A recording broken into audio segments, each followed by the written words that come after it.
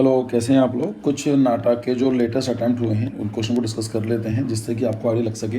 देखिए, कुछ new topic बात की जा सकती है कि न्यू टॉपिक्स कौन कौन से हैं। नो टॉपिक एक्चुअली लाइक जो एरिया रिलेटेड क्वेश्चन पूछे जाते थे। अभी तक तो सिंपल था कि फॉर्मूला थे दे रखा था, फॉर्मूला लगाते थे आप, उससे निकल जाते थे। अभी क्या कर रहे हैं, दे आर आस्किंग कि ऐसा कुछ एक शेप बनी हुई है, उसके बाद ये जो बना हुआ है स्क्वायर, इसका आपको एरिया निकालना है। Like they are asking about this shaded region. तो उसके लिए मैंने लेटेस्ट वीडियो अपलोड की है आर्क जेनेसिस चैनल पर, उसको जाकर देख लीजिए, आपको काफ़ी कुछ सीखने को मिलेगा। लेकिन इसका मतलब ये नहीं है यही क्वेश्चन पूछे जा रहे हैं। आप ठीक है, एक दो क्वेश्चन मान लीजिए ऐसा आता है, लेकिन जो बेसिक जो आपका स्टैटिक वाला पार्ट है, लाइक जो आर्किटेक्चर वाला पार्ट है, उसको इग्नोर नहीं कर सकते हैं। जो मैथमेटिक्स के अंदर time, distance, work and time, ये सब चीज़ें आती हैं, उनको भी आप इग्नोर नहीं कर सकते हैं। तो प्लीज़ मेक श्योर ऐसा ना हो कि आप उन सबको छोड़ दें और जब एग्ज़ाम हो आपका तो उसमें फिर वैसे वाले क्वेश्चन आ जाएँ। तो वही वाली बात है, सारे प्रैक्टिस हमें करनी है। खैर देख लेते हैं क्वेश्चन कैसे पूछे जा रहे हैं, कोई चेंज वगैरह कुछ तो नहीं है।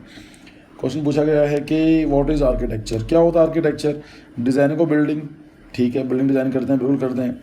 बिल्डिंग प्लानिंग करनी होती है, हाँ ये भी है, क्योंकि काफ़ी मिलता जुलता है। हाउ कैन यू से कि बिल्डिंग प्लानिंग नहीं कर सकते, आर्किटेक्चर में कर सकते हैं। All of the above actually आना चाहिए था नीचे, लेकिन वो शफल करते हैं तो ऊपर नीचे चला जाता है। एंड लाइक मैं नहीं करता हूँ, उनकी बात कर रहा हूँ। फिर आता है कि non building design. Non building design का मतलब है ऐसे डिज़ाइन जो बिल्डिंग से रिलेटेड नहीं है लेकिन डिज़ाइन तो है। लेट्स से कि फर्नीचर डिज़ाइन क्या करते हैं, ब्लू आर्किटेक्चर में किया जा सकता है। और चीज़ भी डिज़ाइन की जा सकती हैं, है ना। स्ट्रक्चर्स में हो गए, सब चीज़ें काम आ सकती हैं। फ्लाईओवर वगैरह को हम बात कर सकते हैं, परगोला वगैरह काम कर सकते हैं। परगोला क्या होता है पता करो गूगल पे जाके।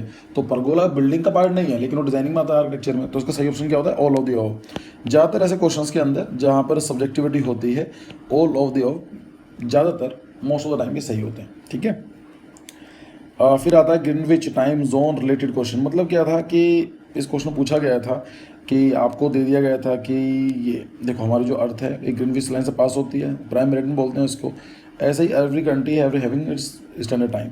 इंडिया कितना है, 82.5 ईस्ट।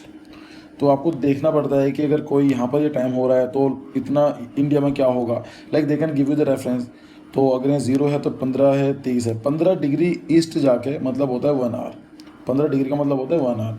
तो अगर मान लीजिए ग्रीनविच पर अगर 12 बजे हुए हैं और यहाँ पर 15 डिग्री ईस्ट की तरफ जाकर था 1 बज चुका होगा, है ना, क्योंकि निकल चुका है टाइम। और अगर 15 डिग्री वेस्ट की तरफ जाते हैं तो आपको 1 आवर अभी आने वाला, तो 11 बजे होंगे। इन टॉपिक को आराम से डिस्कस कर सकते हैं, लेकिन अगर आप पढ़ना चाहते हैं फिलहाल तो आप NCERT डाउनलोड कर लीजिए। कौन सी क्लास की, class number 6, chapter number I think second या थर्ड है। बहुत इजी लैंग्वेज समझाया गया है, तो डोंट वेट कि मैं कुछ पढ़ाऊंगा कोई और पढ़ाएगा। आप छठी क्लास के NCERT अप्लाई कर सकते हैं। बहुत ही सिंपल लैंग्वेज में, बहुत ही 2-3 एग्जाम्पल के थ्रू बताया गया है। मेरे हिसाब से आपको कर लेना चाहिए। क्वेश्चन बन रहे हैं तो बेसिक जी का पार्ट है ना, आना चाहिए आपको। तो ये आ गया। इसलिए अपना जो इंडिया है, इंडिया कितना है, 82.5 ईस्ट में है। तो अगर आप देखेंगे तो कितने घंटे चलता है, 82.5 ईस्ट को मैं बोल सकता हूँ कि 75 प्लस 7.5 तभी तो होगा 82.5। तो 75 का मतलब हो गया 5 घंटे, और से 7.5 का मतलब हो गया हाफ एन आवर, 30 मिनट। इसलिए हम बोलते हैं कि 5 और 30 मिनट का डिफरेंस रहता है ना, इजी कैलकुलेट करने के लिए। मन में कभी आया होगा आपके, सर वाई 82.5 डिग्री हम क्यों लेते हैं। भाई 80 ले लो, राउंड ऑफ कर लो, या 82 ले लो, कम से कम 82.5 इसलिए जाता है क्योंकि ईजी है कैलकुलेट करना टाइम कि 5 घंटे। ऑफकोर्स ये ज़्यादा ईजी है, 5 घंटे 6 घंटे, लेकिन उसके बाद हाफ एन आवर ईजी आता है। उसके बाद क्या होगा, क्वार्टर ईजी आएगा। आपको बोले कि 5 घंटे 8 मिनट ऊपर नहीं चलता है तो it is going to very difficult. इसलिए जो कंट्रीज होते हैं अपने आप ऐसा लेते हैं कि जो ईजिली 30 मिनट या फिर 60 मिनट के रेंज में हो, ठीक है। अगर चाहिए तो बता देना, वीडियो में आराम से डिस्कस कर लूँगा इस टॉपिक को, काफ़ी इंटरेस्टिंग है। फिर आता हु बिल्ड जंतर मंतर, ये मैं डिस्कस कर चुका हूँ। Which monument is known as astronomical observatory, same question है। जंतर मंतर ये सारे काम क्वेश्चन पूछे जाते थे। Prominent building during Indus valley period. तो इंडस वैली सिविलाइजेशन के ऊपर ऑलरेडी वीडियो में अपलोड कर चुका हूँ, यहाँ भी कर चुका हूँ, और अपना जो मेन चैनल आर्क जेनेसिस वहाँ पर भी कर चुका हूँ। तो आप सर्च करोगे Indus Valley civilization arch genesis या फिर Indus Valley civilization in thing, आपको टॉपिक मिल जाएगा, देख लीजिए। 1-2 क्वेश्चन टपक जाएगा, फिर आपके नंबर यही होते हैं कि ग्राफ है ना वो ऐसा बनता है ऐसा। तो यहाँ से लेकर यहाँ जाना आसान है, यहाँ से लेकर यहाँ भी आसान है, लेकिन यहाँ से जाकर टॉप लिस्ट में आने के लिए बहुत डेप्थ चाहिए।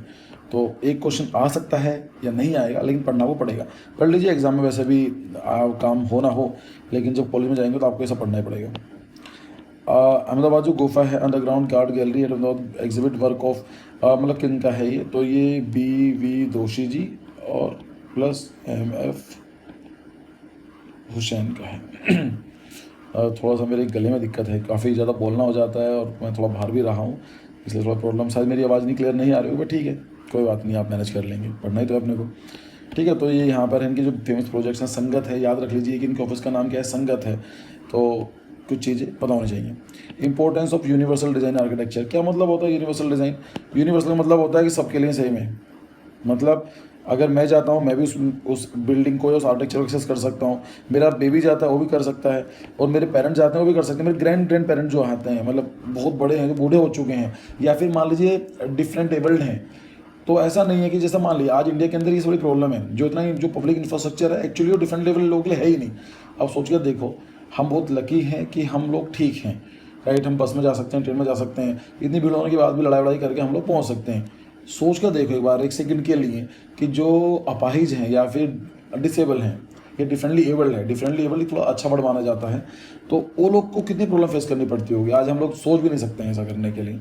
तो यही है यूनिवर्सल डिजाइन का मतलब क्या है, इंपॉर्टेंस क्या है, कि सबके लिए एक्सेसिबल रहता है, तो एक सोसाइटी को इगैलिटेरियन या एक शेयर्ड इकोनॉमी में हेल्प करता है। अब ऐसी कंट्री में रहना पसंद करोगे जहाँ पर जो इंफ्रास्ट्रक्चर है सिर्फ एक पर्टिकुलर लोगों के लिए है? तो यही है इसका इंपॉर्टेंस। अब क्वेश्चन डिपेंड करता है कि ऑप्शन क्या कहते हैं, लेकिन आपको पता होना चाहिए what is the meaning of the universal design in architecture. I hope clear है, ये क्वेश्चन भी रिपीट हो चुके हैं। फिर आता है कि sum of ages of father and son are multiplied. ये क्वेश्चन में बताने का रीजन सिर्फ इतना है कि don't ignore time and work और एज डिफरेंस वाले क्वेश्चन आते हैं, इग्नोर करने की जरूरत नहीं है। फिर क्या होता है कि सनस जो है, salaries increase by 15% then decrease by 10%, find percent change in salary.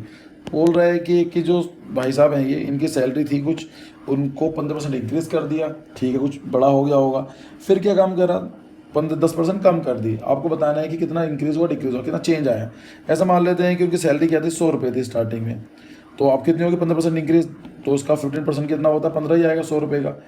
तो ये आ गया कि जो आपका आया वो आया, टोटल सैलरी कितनी हो चुकी है, 115 रुपये, ठीक है। अब डिक्रीज कर दिया 10 रुपीज़, 10 रुपये कम कर दिए, तो 100 का 15 का 10% कितना आएगा, 11.5।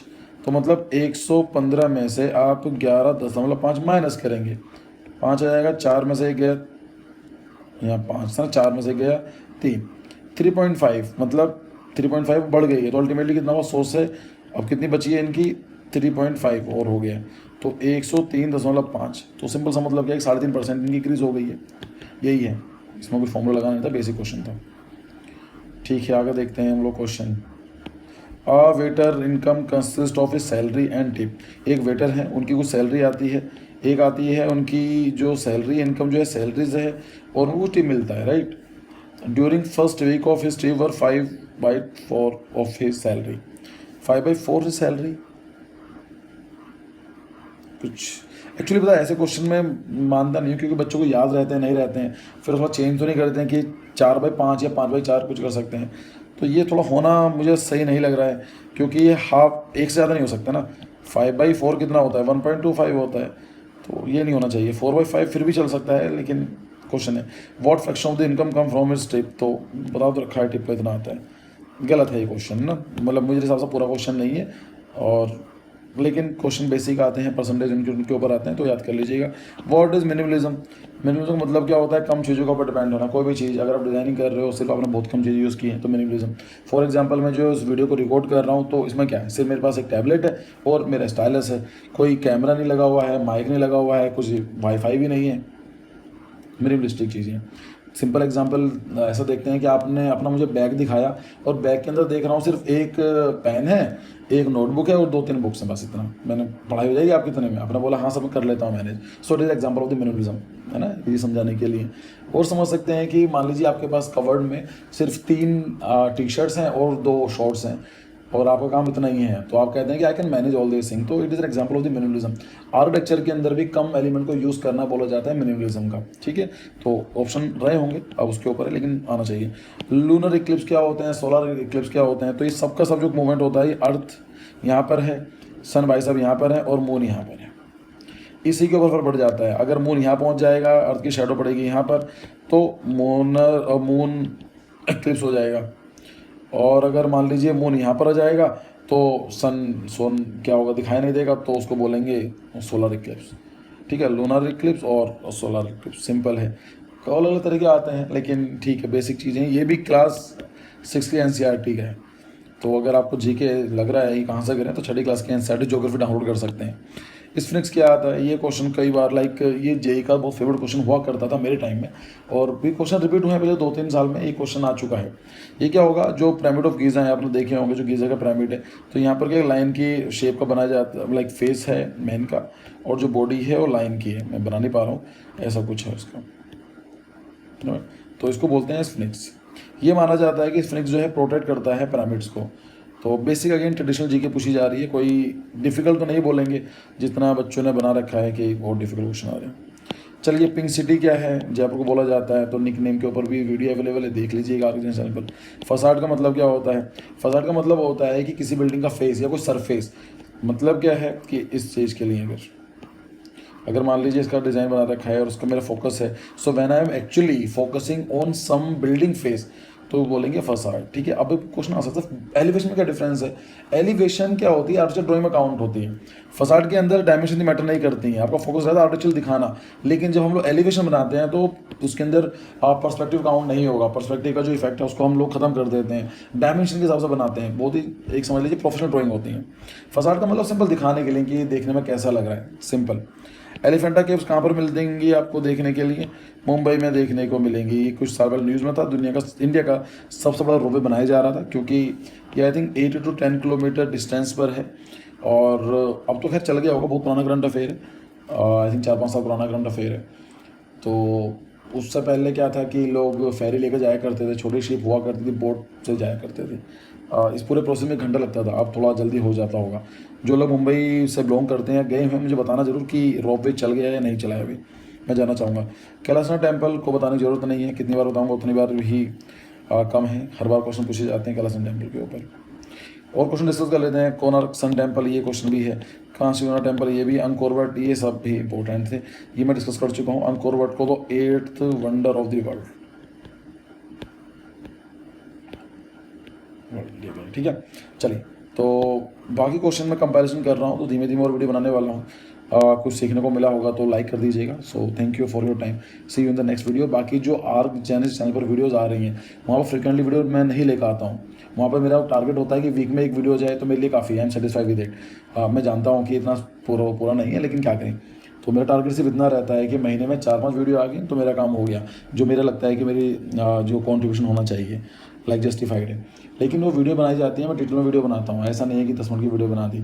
तो उन वीडियोज़ को कभी इग्नोर मत करो। ये वाली वीडियोज़ आप चाहें तो इग्नोर कर सकते हैं, लेकिन उन वीडियोज़ को इग्नोर नहीं करना है, ये प्रॉपर एग्जाम के लिए बनाई जाती है, गुड क्वालिटी कंटेंट होता है, ठीक है। सो चलो, thank you for your time and see you in the next video, bye.